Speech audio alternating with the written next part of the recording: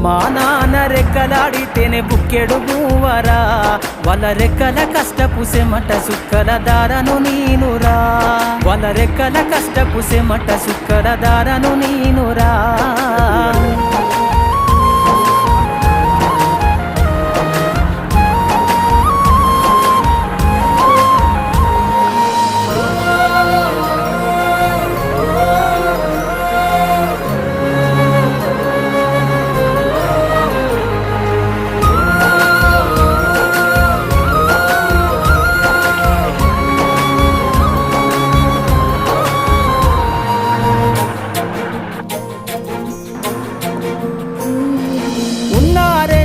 ఎకరాలను కల్లా చూడలే, మా నాన్న నాగలి కర్రు పెట్టి పొలము దున్నలే.